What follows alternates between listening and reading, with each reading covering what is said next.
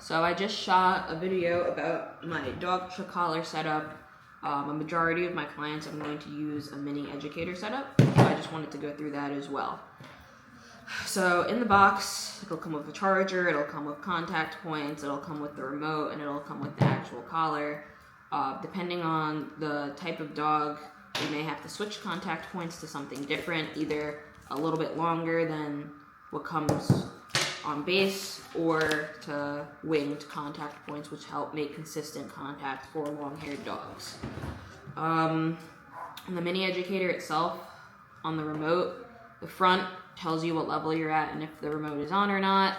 To turn the remote on and off, there's a button in the back with on/off and light switch. You hold that for a few seconds and then the remote turns on. On the remote itself, there's also an M/C setting. I always switch my collar to continuous. So default, there's gonna be, I don't know if you can see that, you probably can't, but there's an M on the left and a C on the right. So I want it to be where just the C is up. I like using the continuous function. I never hold it down, but I tap it. The momentary nick, sometimes I find it a little bit more difficult to consistently get the dog's attention.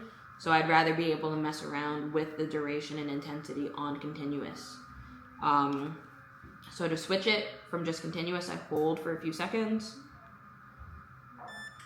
The C will disappear, hold again. The M will disappear and just the C will be there. So I want to make sure just the C is on the front. To adjust the number, I can move the dial left and right. It goes from 0 to 100.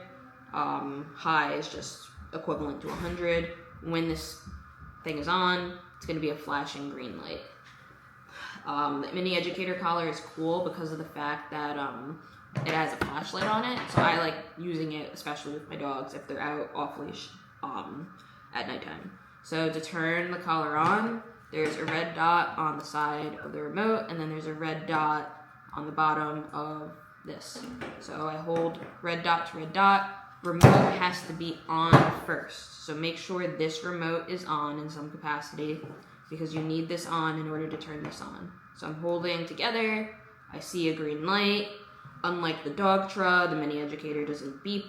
You just have to look to make sure that there's flashing after you hold it together and separate for a few seconds. This collar is dying because the red light is flashing. If it was like fully charged, that would be a green light that was flashing. It's still working because I'm pressing the vibrate function and the collar's on, but it's definitely something, if you notice your red light, that your collar needs to be put on charge. So actually using the collar, I like the feel of this remote in my hand. Usually I'll hold it like this kind of. My thumb is usually on the vibrate. Oh, the collar just died. But my thumb is usually the T stands for the vibrate function. The red is the boost function, and the black is the stim, and it's at whatever level is on the front of the remote. So I mainly use the black stim. Occasionally you may need to use the boost for prey drive or for a punishment event, but most of the time I am at black. When thinking about levels, I tell my clients to never be attached to one certain level. You kind of have to see whatever motivates the dog, and levels will change based off of circumstance, environment, different competing motivators. I may have to use, and this is just throwing out random numbers, a 7 for a recall inside or in the backyard, but maybe like 15 if I'm out at the park. But again, I just need to see what level the dog is responsive to. And that's something that we kind of go over in person. In order to turn the collar off, I hold red dot to red dot. It'll hold red on this, and then I separate. I always test to make sure the collar is actually off by hitting the vibrate button. If the collar doesn't vibrate, then it's obviously off. And then I turn this off on the back. To turn the flashlight on, I would be just like tapping this button. But to turn the collar on and off, or to turn the remote on and off, I just hold it. And then that like blue thing flashes, and then it's gone.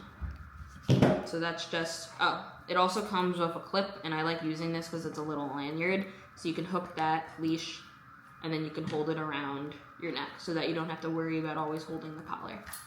All right, one last thing. I do know that charging ports are on the back, so I want to make sure that I have this and go into here, and then on here, back right here, flip that up, and go on right there. So I put this on charge every night.